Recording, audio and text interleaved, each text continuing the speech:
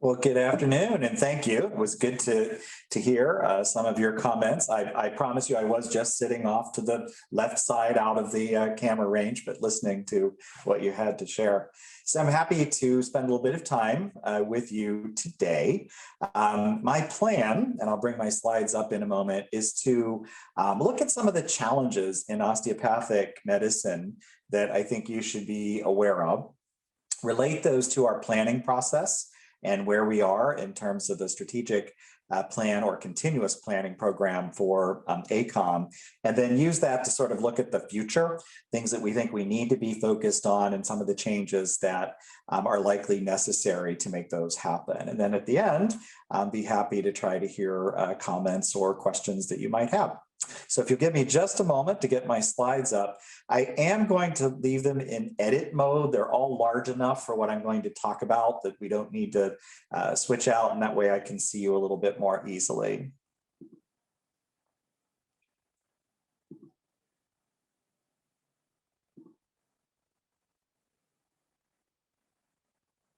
All right. Paula, if I could see a thumbs up if you can see my slides. Excellent. All right. So what we're going to talk about is really this sense of osteopathic medicine bringing something else to medicine. And so our work has been about finding ways to honor our past, yet also create our future. And so I hope you'll see those elements come out in this. If anyone has read, you'll see the reference actually on the title slide, The Profession's Role in Society, and so by Dr. Kaur. This is clear back in the 1990s, and that he was talking about things that you'll see in these slides that were years ahead of themselves, right? Years ahead of his time. And if only we made those changes back then, right? But now we find ourselves in different conditions. And we want to talk about how we make use of some of those historical elements and some of the things that we can learn from what we see happening around us today. So first of all, we operate with a powerful why. If we think about Simon Sinek's work around Start With Why, as a profession, we actually have a great one. And it comes from the original charter of our school in Kirksville, Missouri. This idea that our degree, our pathway to medical practice was created to improve upon our present system of surgery, obstetrics, and treatment of diseases, and to make it more rational and scientific. It is just as true today as it was, back when that school was founded. Now we'll look at a little different version of this, sort of a modernized version in the very last slide, but this sort of sets the tone. The other thing that's important in this presentation is, for a moment, don't look at this as growth of osteopathic medical schools. If I came to you as my board and said, sales are up this much on whatever product is our company makes, the board would be thrilled with this, right? We would be excited about this growth that we see in the number of schools and in the number of students that we're training. And we are, right? But on the other hand, we also, now that creates new challenges, right? Instead of schools being as far apart as they once were, they're moving closer and closer, and they're challenging each other as they look for rotations and working with hospital systems. So we have to find ways that we can, and the model here is called co-opetition, that we can both cooperate and compete at the same time and be successful as we move forward. So in a sense, if we think about our mission and why we've been created and its health orientation at a time when America's healthcare system needs that, and the growth that we're seeing, we should be jumping up and down and incredibly happy about where the profession sits. But for a moment, we're going to have to take away that excitement.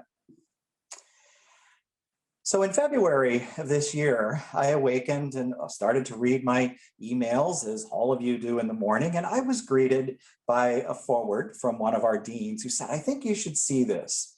And this message was posted in the healthcare blog. It was part of 10 recommendations that if America were to move forward with these 10 things, we could change the healthcare system. And number 10 was that the Association of American Medical Colleges and the American Association of Colleges of Osteopathic Medicine should merge. Let that sink in. that 110 years since the Flexner report, aren't we long past the differences that exist? Aren't patients going to be best served in the 21st century with just a single system of medical education? And in fact, that's what Flexner said. And over the past year, and I know Mark Spiker's on this call with me, we have been in too many meetings where we have heard our colleagues say, isn't there just one system of medical education?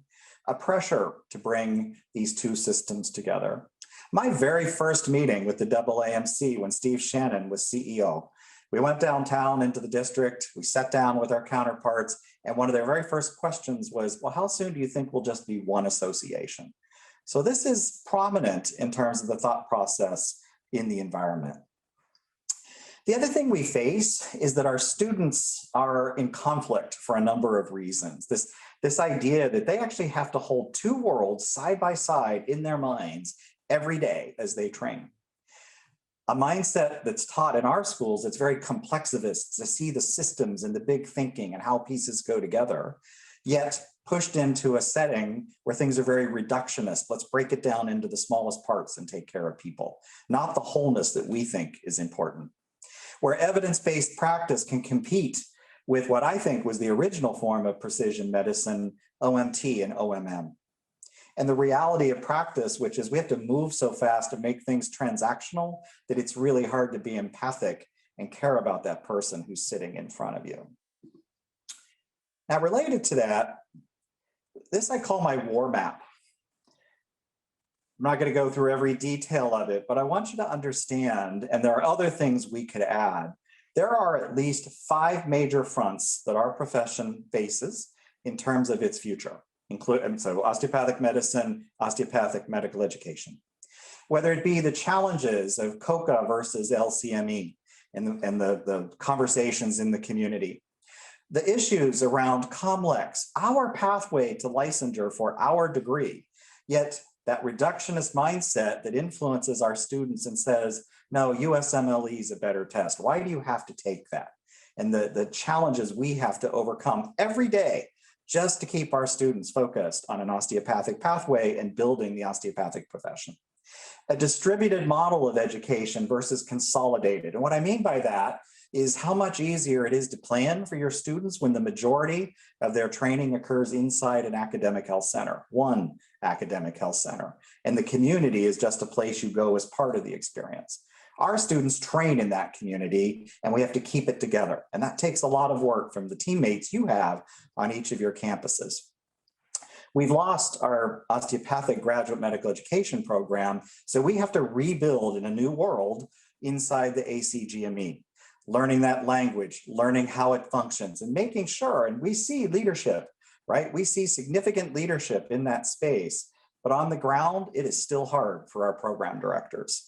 And finally, academic health centers versus community teaching hospitals.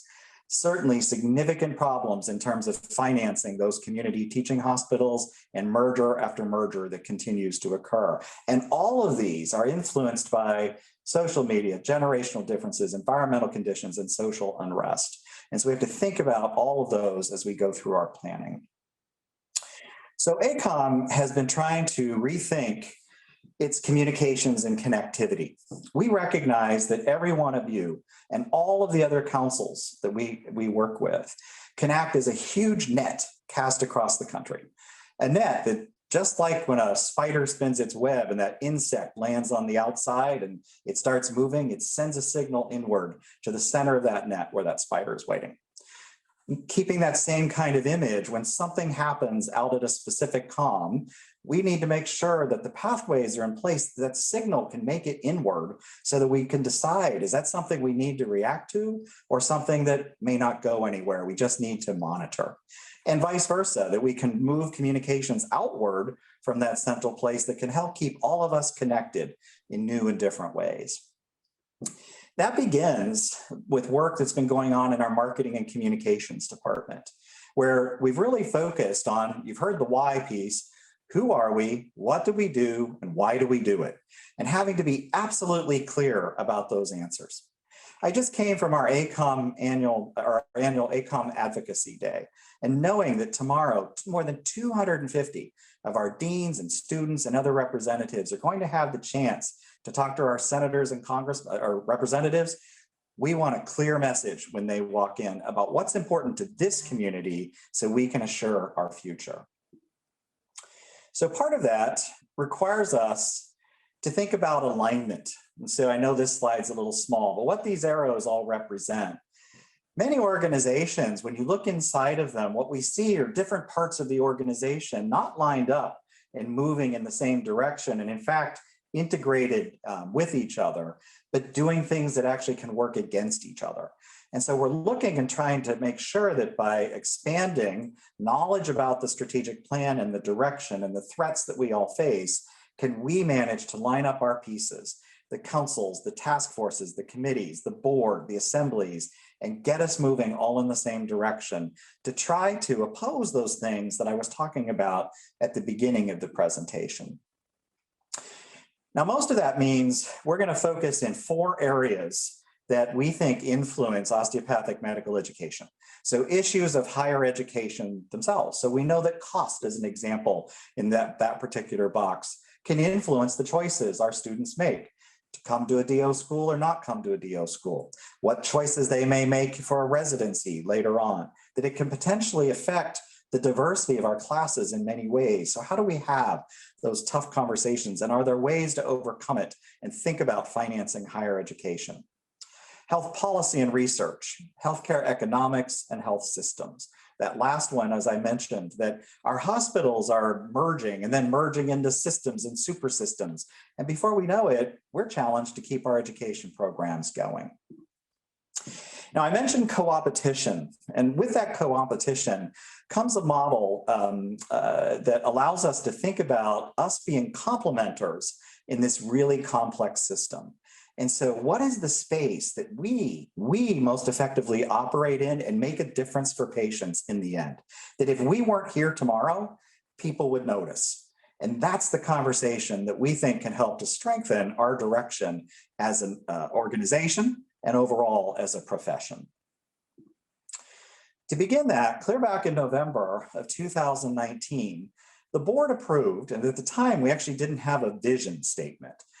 So the board approved what we actually term an opportunity statement. They're very similar, but what's the opportunity in front of us? To build a world where every patient has the option to receive care based upon osteopathic principles and practice.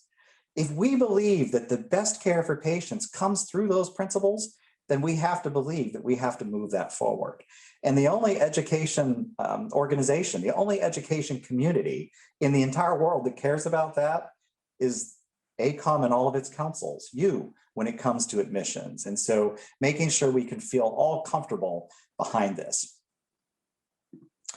Supporting that, and I think you've heard about this in the past, we took the Choose DO concept, and this group may appreciate this story more than others because you were sort of the start of Choose DO, right? This idea of, can we just get people to apply to our schools? When I actually came into this role, I walked into my office, my temporary office, and the only document on my desk was the Choose DO document. I read through that entire document and said, this is great, but it's incomplete. If we would actually think about all the choices our students and physicians make through their career and begin to put programs and services and projects into place to address those, we might strengthen that pathway and indeed be able to try to offer all patients osteopathic care in the future. So what you see here in the stairway is that applying is just the beginning, right? The right message, the right people, and hopefully getting them into our seats and that they're oriented to what osteopathic medicine has to offer. But if they're not, we're ready in the learning experience to help solidify that mindset, right? We want to embed those principles in them so they carry them with them for life.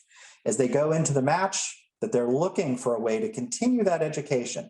It may be a program with osteopathic recognition, it may not, but they want to continue to build that skill set. They certify hopefully in an osteopathic pathway, but on this last 2 steps, they become role models for the students who are back in that application process, and they're able to draw them in by telling their story and showing what they do, and ultimately creating leaders. So we want to make sure we have leadership programs, faculty development programs, efforts to change the student mindsets, and certainly ways to get people interested in the application process to a DO school to begin. To do that, and this is now the shift sort of into the strategic planning process. So Choose DO is a driver for how we think and act and plan and communicate and connect. We can use that when we look at our inspired goals. We have 3. These are 10-year horizons, right? So when we look at them, my question to my team and to all of you, to the board, if 10 years from now we could come back and sit down and talk about these 3 things, how would we have changed the organization and how would that have helped to change osteopathic medicine? I'm going to come back to them in just a second. These are our desired goals. So these have more of a 1 to 3 year horizon that we're hoping we can create change in association with them in a little shorter time frame. They may need to be expanded. And they should all be helping to move those inspired goals forward. The ones that I think here are important to this group are the first 2 in particular, right? That we want to ensure continued growth of qualified applicants when we understand what's potentially happening to numbers overall. And we want to enhance the diversity among our osteopathic medical students. The others are all just as important, especially the bottom, strengthening our osteopathic representation, making sure our voice is there and that we're able to influence what happens in healthcare. So these 3 inspired goals, I've listed here a little bit differently, and just to briefly share with you what they're about. Developing and describing selection science, we're hoping you continue to be working with Mark Spiker and the team going forward. We know you have great programs on each of your colleges. How can we together make them even better? How can we make sure that we increase the likelihood that people who come through the door really are aligned to those osteopathic principles and it was a choice to be in those seats? What's the untapped potential there? And by really looking at this, can we find ways to enhance the diversity of our classes? The second one is in part also associated with ways to do that and reflects the Choose DO concept I was just talking about. If we can get our teachers, both in the undergraduate or the year 1 and 2 preclinical phase and in the clinical phase, to be good role models who are living exemplars of osteopathic principles and practice. It's part of their own self-care. It's part of how they're clearly taking care of their patients. Can we better influence them and work against some of that negativity that sadly our students hear when they go out into the clinical setting? And finally, developing a networked model of osteopathic medical education. I touched on that just a little bit when I talked about casting that net out across the country. There was a time, and some of you on this call remember it, there was a time when there were nearly 300 osteopathic hospitals in the United States. Today, there are none. There's only 1 hospital that actually maintains the word osteopathic in its name. That network of hospitals gave us a strong place to train our students. So in its absence, we have to think about other ways to create an environment where our students are indeed influenced by osteopathic principles and therefore become strong osteopathic physicians. So we work and talk across the board and other groups about how do we create that networking and make it stronger than ever. The beauty of osteopathic medicine, going back to the first slides, we've got an underlying philosophy that actually creates a commonality between the graduates. We have a framework that gives us a way to think and act together, and our colleagues do not have that. So I'm going to get to the last section here and just walk you through a little bit of then what's up for the future of osteopathic medical education. I get excited when I see these kinds of statements. So we've been working with a PhD, he's a strategic consultant in higher education, Wharton School graduate, has had strong international experience in leadership, who's been working the past year with the Assembly of Presidents. And this quote to me said so much as he got to know more and more about osteopathic medicine. Every osteopathic physician I meet seems completely comfortable with conversations about mind, body, and spirit and whole person care. It's not just something we talk about. It's not just some words that go down on paper. It's something we truly value and that people can see that. We have to go find the other people who care about that as well. The groups that are adjacent to the healthcare system that hopefully can help us do what we need to do. A couple of weeks ago, we actually had the author Jeremy Rifkin spend an hour with the Assembly of Presidents talking about empathic medicine. And luckily, his brother-in-law is an osteopathic physician, so he has great understanding of the profession. And he essentially said what the world needs, what you have to offer. Your founders saw long ago that medicine is about much more than just treating a problem, right? 100+ years ago, we had someone looking at that in a way that today has finally become important. Now, can we capitalize on that? So things that we're trying to work on: changing the practice of medicine based upon osteopathic principles and practice. We think there's a great bridge here as the DO degree between historical medical practices and modern medical practices. Looking back to the past, it was about the patient. It was focused on the person and the connection that had to occur. And that is no less important than it was before the rise of modern medicine. But at the same time, our students have to be cutting edge in their modern medicine. So we have to work at that to balance humanism and science. Because again, this is the right time for our care in terms of what the healthcare system is asking for. Within the learning environment out there, yes, we have to make sure the opportunities to learn and the application, the research and the relationships are all happening, but the check mark is for a reason. Absent role models, we can't make this happen. So while MDs are wonderful physicians and they can certainly train our students, if we rarely get to work with an osteopathic physician, we're not really turning out an osteopathic physician in the end. They've got the letters, but they could be much more if we had that exposure. Sharing and developing resources. We talk frequently at the Board of Deans and at other assembly meetings that there is great opportunity between our schools to share resources and to do more together, more that we're not even thinking about yet.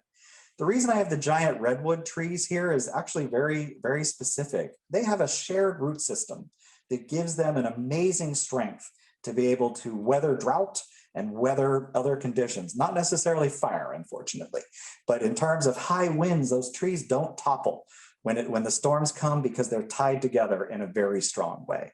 In particular, we think there's great opportunity around outcomes research, the scholarship opportunities that show the benefits of osteopathic practice, and making sure, once again, our leaders know that. In terms of exploring new frontiers, I've already mentioned that I think osteopathic manual medicine is the original form of precision medicine, because the only way to do it is to examine the individual patient, find what's wrong, and fix it. And that is no different if we're talking about your musculoskeletal system than it is talking about the genome that your body contains. So again, research opportunities, there are many things for us to advance ourselves. This visual is intended to help us create, and the little tiny print really doesn't matter. Each one of them is some type of entity, institution, organization that cares about the same things we do. And we're trying to identify those adjacent entities that might want to help support that ecosystem that cares about an osteopathic education and will help us to advance it. And those are exercises that over time we'll want to carry out with other parts of the association as well through the councils.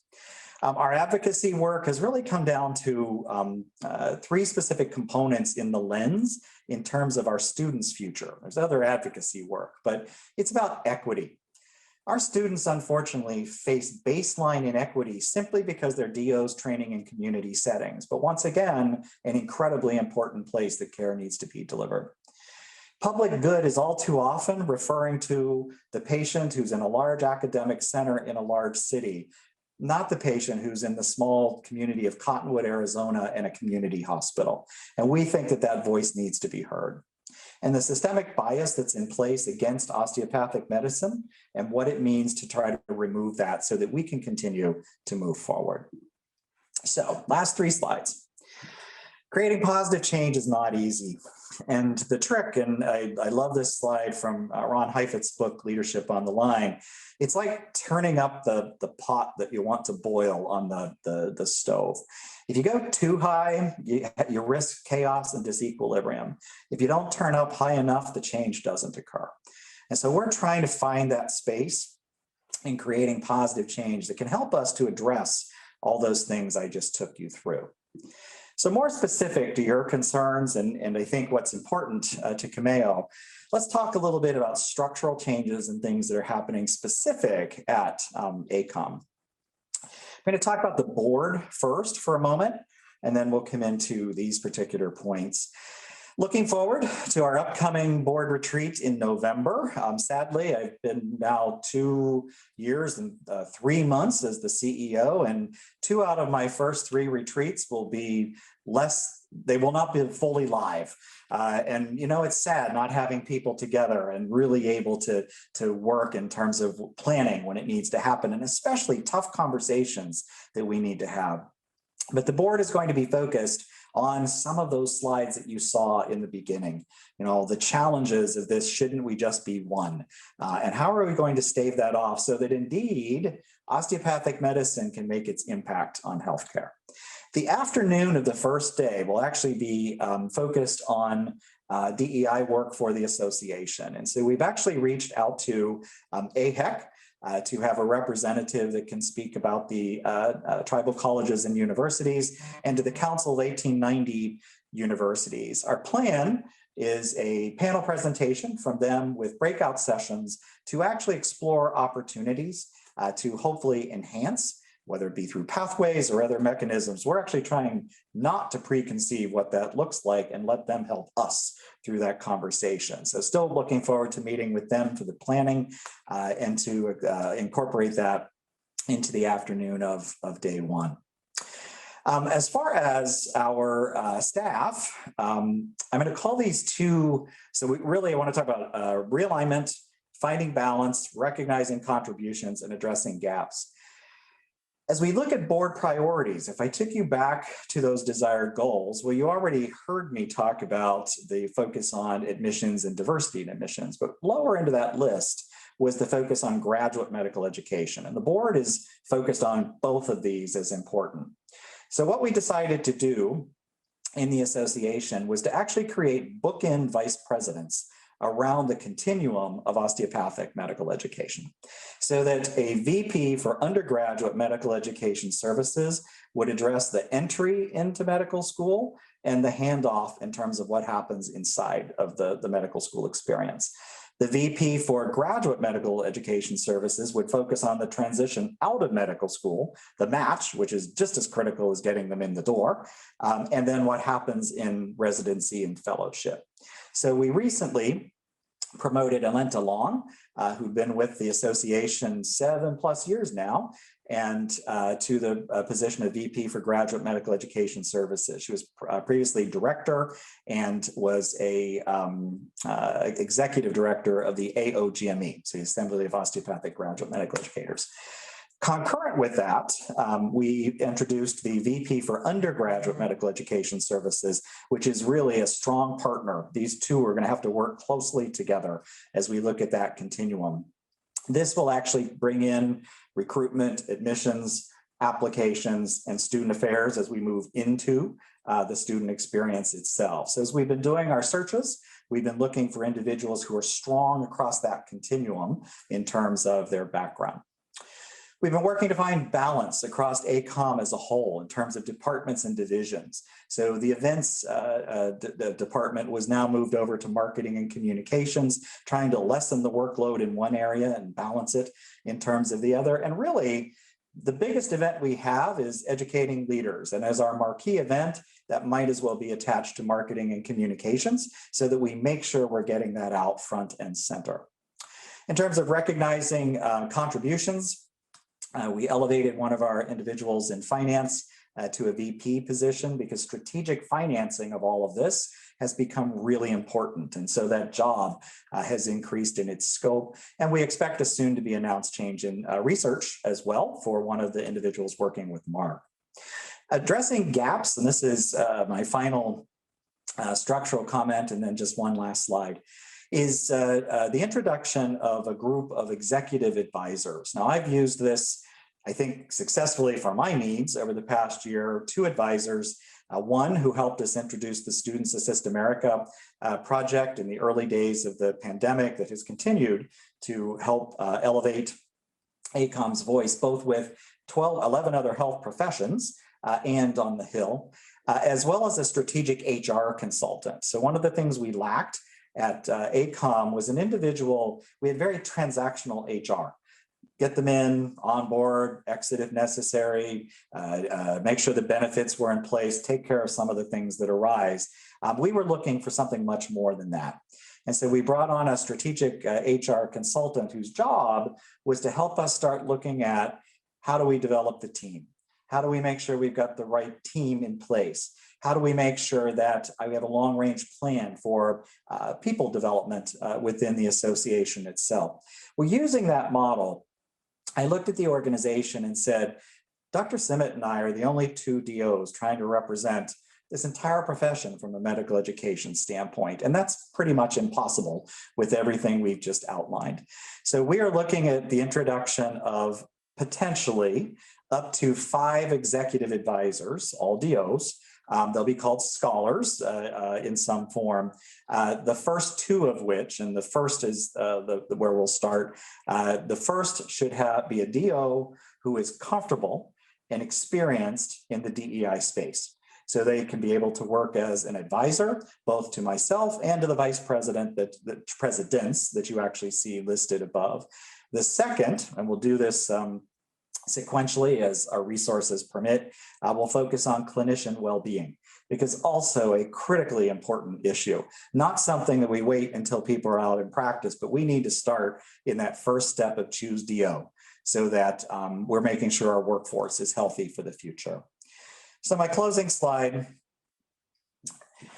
if I go back to how I started and think about that why, we want to make sure that we're trying to send a positive message. And as I mentioned, our marketing communications team is working with a rebranding effort across the organization and really messaging that we hope we can be able to distribute to everyone, all of our comms, throughout the comms, to make sure we get a good, strong message out there about who we are, what we do, and why we do it.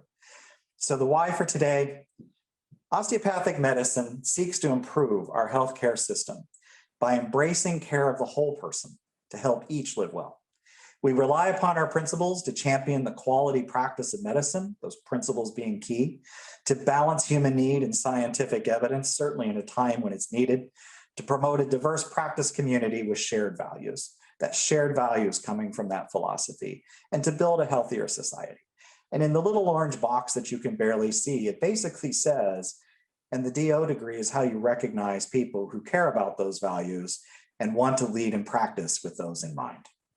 So I'm going to thank you for the opportunity to meet with you. I'm going to take down my share and we'll be happy to try to answer any questions you might have or hear your concerns. Yeah, thank you so much. This was really outstanding. So now's our opportunity to ask Dr. Cain some questions about the future of osteopathic medicine and medical education. So I guess we can either raise our hands, or if you want to just start, speaking, it's perfectly fine.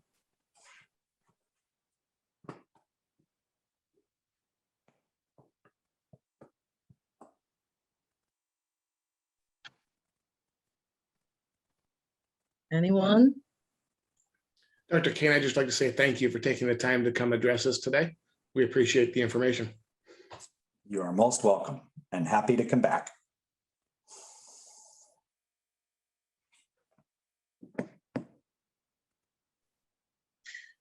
All right. Dr. Cain, I actually have a question for you, if it's okay. And thank you again. What a great presentation. I think it gives us a lot of good insight and allows us to feel as though we are now more aware of the direction in the future of ACOM. And it's really helpful because I think we need to process, how we're part of that and how we can support our comms, obviously, with your vision. And it's a really amazing vision.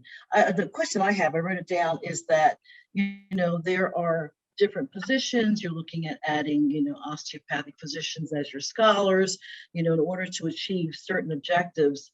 How long do you think that would take to create like an executive council of scholars who may be, with that one specifically in DEI work? And my question too, you mentioned marketing and all, and there are some challenges with recruiting a diverse student population. How do you have any strategies for incorporating or including any of our alumni in who are osteopathic physicians. There are many alumni from diverse backgrounds, and yet they don't seem to be as engaged with ACOM in the profession. Do you have any thoughts and ideas as to how you might go about making that happen? I'm going to try to specifically hone in on that last piece first, and then I'll sort of back into something I think might have been asking in the beginning. The enjoyable part about doing this presentation to essentially every council, right, or to the group of council leaders, is that I was able to hear at the council leaders meeting the chair of Dev Alum say, oh, well, I never thought about the things we could do to help with that process, right? That instead of sort of this, what do we get together for? Wait, we see a purpose. And part of that purpose, could it be reaching out and engaging differently with our alumni, right? Especially alumni that can serve as good role models. And the more we can lift up people and tell that story, the more attractive this becomes. So I think part of this is still about pushing things out so that people have greater and greater awareness. I mentioned using a continuous planning process. So we don't really have a 3-year or 5-year plan. Well, we have our windows of work. And so what I did have was a 3-year plan to first start with the board around understanding the strategic plan. Then, and they had to approve it. So it's really our plan. It's really our plan if we want to think about it, right? And yours as well. And that's why we want to engage you each time, each of the council leaders, you're part of that, to be part of the planning that occurs. The second year, we tried to make sure the executive leadership team became conversational about the plan. This third year, we're trying to push out even further, right? So we can penetrate the whole organization. The other piece then is in terms of the structural pieces, 2 comments. Again, I think if we're going to have something as a desired goal, which speaks to growth of applicants and diversification of the applicants, then we need a voice in the executive leadership team focused on that has ownership over it. And we didn't have that directly. We had it indirectly through an SVP. So this takes care of that particular piece. As far as the other, well, that's the challenges of a funding. We all know this part on our campuses, right? We want to do more, but where does it come from? So we are working hard, and that was one of the things I intentionally brought up during my interview process. What can we do to diversify our income stream? So it's not strictly applications and dues. What are opportunities we may have to add additional income? And so we work regularly looking for innovative ways to do that can hopefully allow us to move forward faster. Also trying to work with potential benefactors who would be willing and interested to support what it is we're trying to do. And so making connections to do that. Thank you.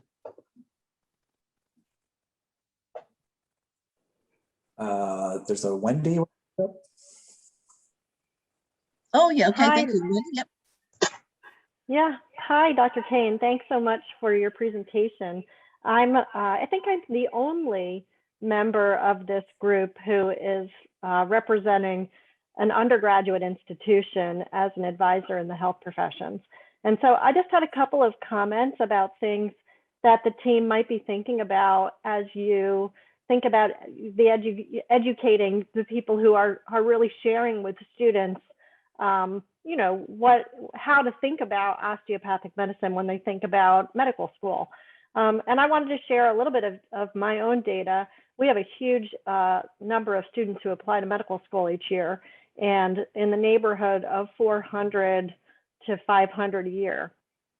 And almost every year that I've been doing this, and it's been 15, the number of students who apply to osteopathic medical schools is somewhere in the number between 60 and 70 of our total applicant pool. And in the last 2 cycles, it's been closer to 150. So the applications are going up, and I'm sure you've noticed. But what I haven't really teased out is what's happening with the matriculant data. So are the percentages of students who are applying, is the percentage of matriculants going up, or is the percentage of matriculants staying similar? So that's something that I can look at for my own applicant pool, but something obviously that I'm sure you're looking at too. But as far as education goes, There are an awful lot of, I mean, I've been doing this for 15 years and I feel decently comfortable when students come and sit with me and say, what's the difference between MD and DO? But I think that there are a lot of advisors who are not as comfortable. So I think it's really important that you educate advisors on how to answer like some of these basic things that I get every single day. So that's one. What's the difference between MD and DO? They sit down and they say, I know there's a stigma in pursuing DO, but I'm really interested in it. So you have to help us be able to, we need talking points to address these issues so that we're really well equipped and able to respond when we get these kinds of input from students. I can't find a DO to shadow. How do I get this exposure? What should I be looking for? What kind of questions should I be asking the DO mentor about what's unique about their training and practice? And then I'm concerned that pursuing DO might limit my possible specialization paths. We have to be able to have answers to those kinds of concerns. I don't see the research options on these campuses. My students, 90% of my students do research and they value it and they love it. They want to have it continue in their practice. How do I address that? How do I help them think about that? So those are the kinds of things that I talk with my students about every day. And I think I've been doing this for a long time and I don't always feel well prepared to answer all of those questions. And if I feel that way, my colleagues feel that way. So anyway, I just wanted to lay that out as possible things to consider because we're the ones sitting in the chairs talking to your future students. And I think we really need to be well equipped to answer those. So thanks for letting me share. Well, thank you. There was a lot there, but all good. And I think the important part is to actually say, I hope reassuringly, that I feel like those conversations happen, whether it be, Jessica's team, whether it be with Mark in the ELT, and that they'll continue to happen and only get better. And in part, that's why we need to bring the marketing of these efforts together as well, right? So a centralized, marketing message that then gets deployed through the team, and that it's all everything's intended to bear in the same direction. And so I'll go back to how I started: who we are, what we do, why we do it, right? And if you had an infographic that was absolutely clear about that, how easy to change that conversation, right? And some of your other key questions that you brought up, which are all legitimate, if I'm a student thinking about this, because indeed, you're choosing a harder pathway. You are choosing the harder pathway, but you have to want it. And if it's the default, then that starts to create all kinds of other challenges. It's okay, it's a default. I have no issues with that. But understand, when you come in, we're going to work on your mindset, right? We're going to work on getting you down that pathway of choose DO. And I think that each of those things that you talked about will have the chance to be addressed. And importantly, they have to get to you, because when we talk about role models, you're the role models for those students, right? You're the influencers to be able to help them say this pathway or both. And I see where I end up.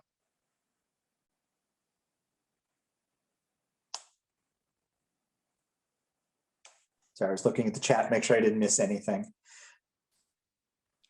Dr. Cain, Oh, go ahead. I'll wait till I'm done. Yep. No, go ahead. I have a question. I was really interested in your slide that showed all the different elements going sort of against each other, and how do you align everybody to get them to go, the right way or go together.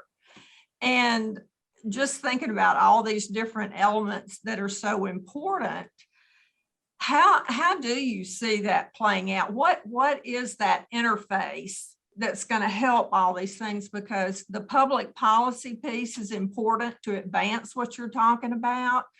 The research piece, I think, is important. I've always wondered why osteopathic schools of medicine aren't the leaders in these PBRN networks, which is primary based research networks. They're the perfect group to be doing this. But yet there are very few of them that I'm aware of that are involved actively in that. So how do you look at all of those elements and pull it together so that everybody's going in the right direction? Even the comment about how do you explain the difference between the MD and the DO? I've heard everything from, oh, there's really no difference, to, well, they do practice alternative medicine along with regular medicine. And I'm going, what? Let's go back a minute and talk. But so there's so much of that needs to be, I think, aligned in a way that we're all speaking, the same language. Well, I'm going to come back with a response to part of that. It's going to require you to participate for a second in the response, all of you. One of the things I've tried to do with my team, especially my immediate executive team, and as I talk with the board and others, is to be transparent and be willing to talk about the things that we need to talk about, right? They're hard conversations, but we're going to have these conversations. And so if the people who are answering the question, and this is not a criticism, we have to give better answers, right? We have to help make sure who we are, what we do, why we do it are clear. But if people say there's no difference, then we might as well just go ahead and go with that first slide and just merge with the other group, because what are we doing that's different? Now, so how many people want to see that happen? I don't, right? I want to see the message happen. I don't want to see it join, right? And because I think we bring something different to medicine, right? And if we weren't here tomorrow, something's missing. But we've got to be clear, what that something actually is as we go through this. There was another point you made, and I'm sorry I lost it. I wanted to respond. You said in the beginning you made another comment besides just the messaging. What was it, please? Well, how all the elements fit together, the public policy piece. So here's the one. So this is the hardest one of all, but I learned this when I was with Kettering Health Network in Dayton. So Kettering was a Baldrige facility. It was moving down the Baldrige pathway. And I went through the program a couple different times to learn how to be an assessor. And we actually started my own GME department on the Baldrige pathway before I left. The lesson I learned was that the kind of change we're talking about takes 7 to 8 years, right? So we all go in thinking, I want to get this done.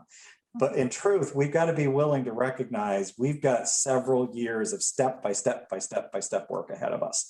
And to the first is just getting us to have a common message. And we haven't done so well with that in 100+ years. So, that's going to be a challenge. But I think importantly, that's why, again, we brought in this external group. And I appreciated something, what I think one of our most discerning deans said, a recent presentation on this. Someone who actually the first time around said, I've been long enough, I have heard this before, and nothing changes. And it was about the messaging. But 3 months later, when this group came back, because of the way they were attacking the problem and the clarity we were trying to give about purpose, he actually came back on. And my first thought was, oh, what's he going to say? And instead, I got, this is the best effort I've ever seen with this in the time I've been in this profession. And I'm not talking about our work, I'm talking about this external Legend Labs group. So I'm comfortable, we're trying to slowly line those pieces up. We're trying to get a good, strong message. And as we can help share it to make your jobs easier, we will do that.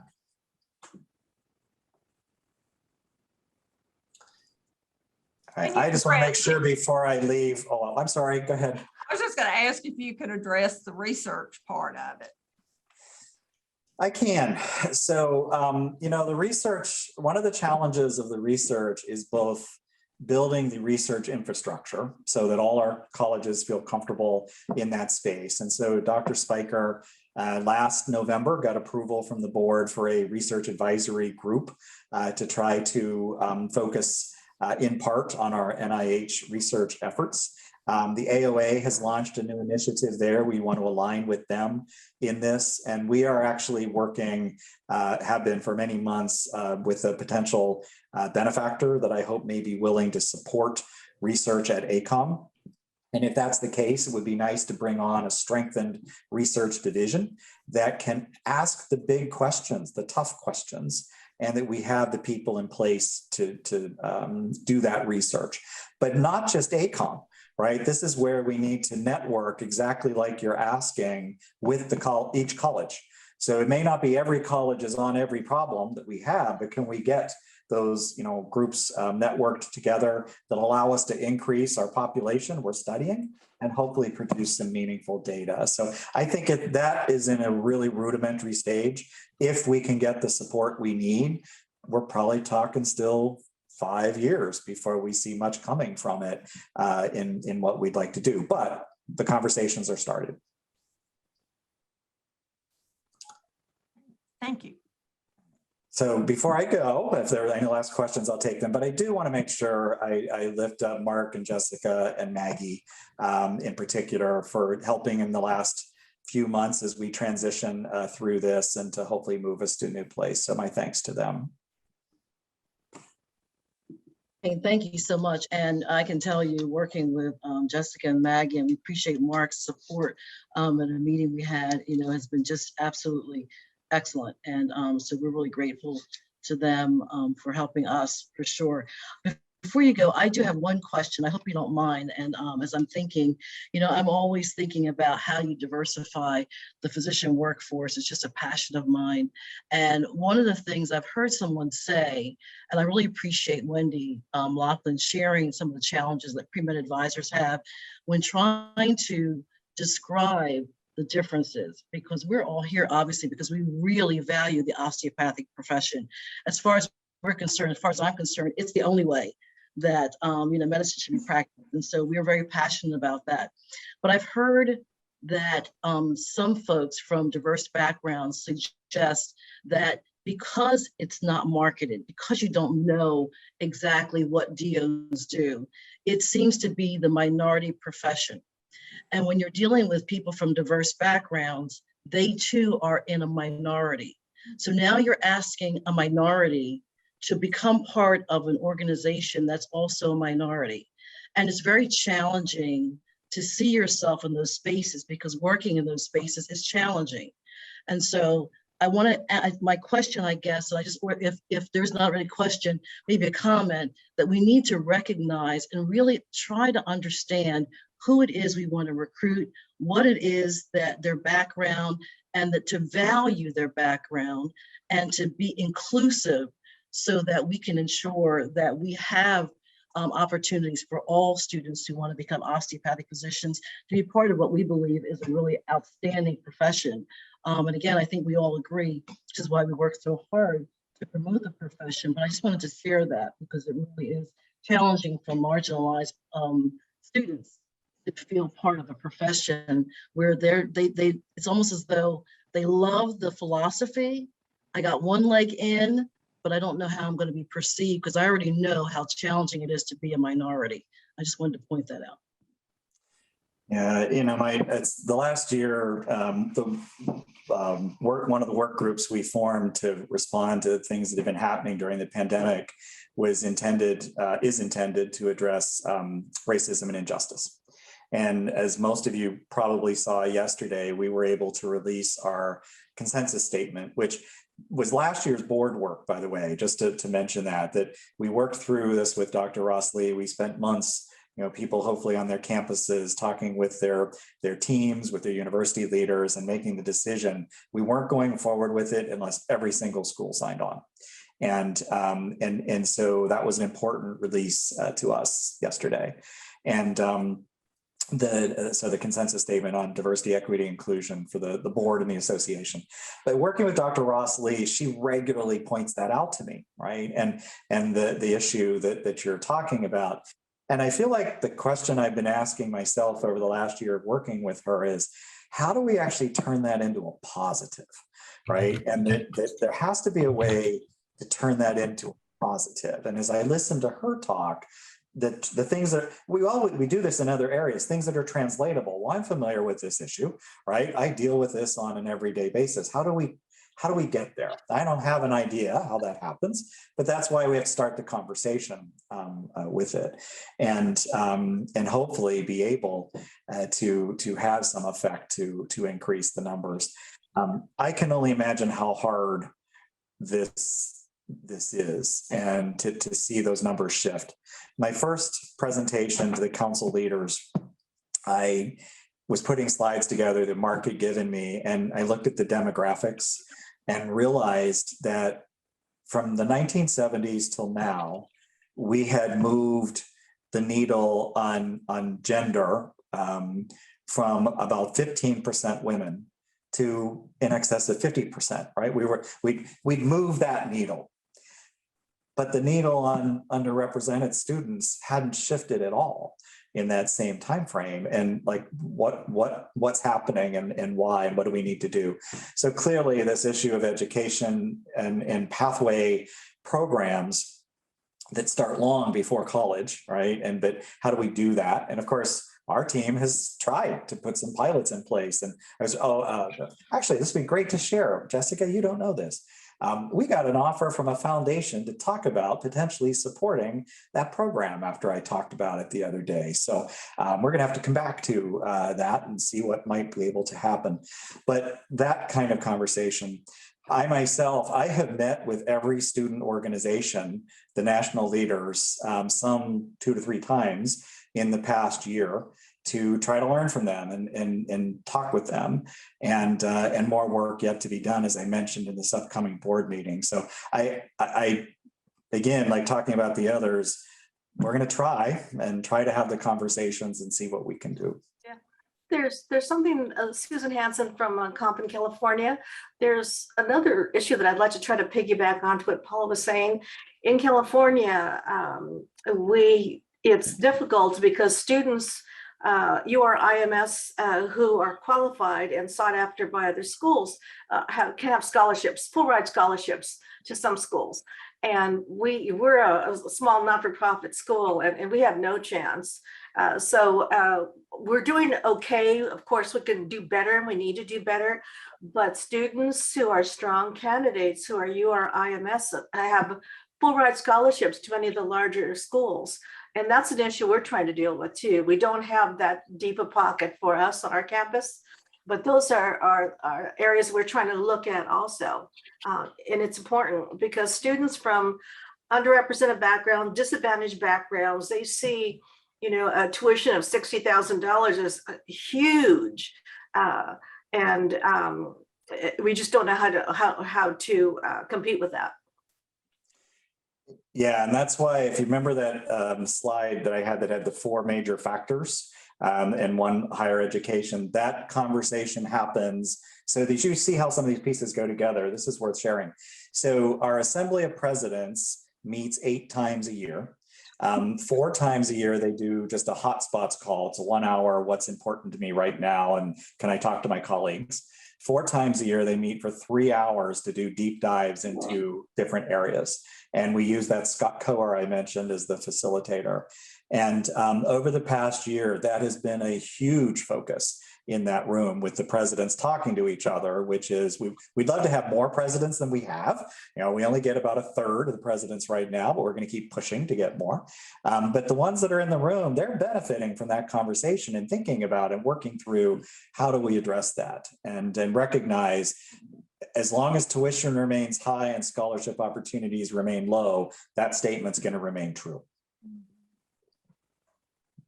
Dr. K, I know we're over. I just want to be respectful. There was one more hand raised, and I hope that Dr. Spiker doesn't mind. I mean, we can move the break a little bit, but Justin had his hand raised for a minute. I want to make sure that he had a chance to ask you a question, if that's okay. Thank you very much. I'm Justin Ewell here with the California Health Science University up in Fresno. My question is regarding healthcare disparities. Do you have suggestions on what admissions teams can do to directly impact the healthcare disparities we're seeing throughout the country? And I'm specifically talking about our admissions requirements. Are we over dependent on the academic metrics to enroll particular students? Because we know that the academic metrics, specifically MCAT, can act as an obstacle at times. do you have any insights on what admissions teams can do to really actually enroll more URMs rather, as opposed to, talking about it, actually getting them in seats by committing to possibly holistic or at least admissions practice that don't overly weight the academic metrics? Just a question. And I'm the assistant director of admissions here at CHSU in Clovis. Well, thank you for the question. The best I can do with that answer, and this may be the weakest answer I give all afternoon, but I'll do my best. Dr. Spiker has a particular interest in selection science, and we keep trying to test the waters there, right? Knowing that you all get applications that have huge amounts of information in them, and to varying degrees can tease the information that's there. And what I regularly get to talk about with him is, and again, I'm not saying anybody's this rigid, but for the answer, if this is a threshold cutoff of some kind, and this student's just here, right? It could be that their values and life experiences and other things really are the person we want.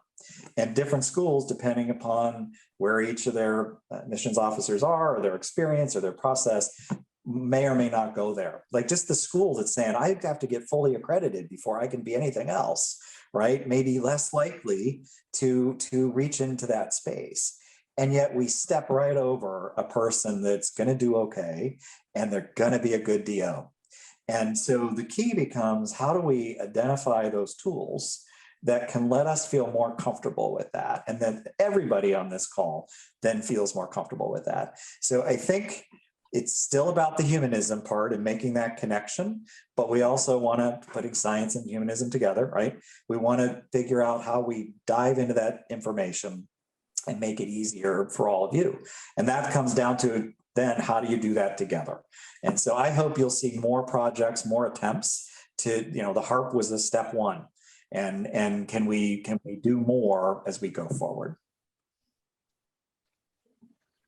Dr. Spiker, we can't thank you enough, and you've given us much more time than so we've I hope you don't mind. We really appreciate the presentation, was just excellent, and we really appreciate your answering our questions and your time that you gave to us today. Thank you so much, and please, include COMAO in your initiatives and opportunities to enhance your strategic plan. We're here to support the profession and ACOM, and we just thank you very much. Thank you. Appreciate the opportunity. Good luck.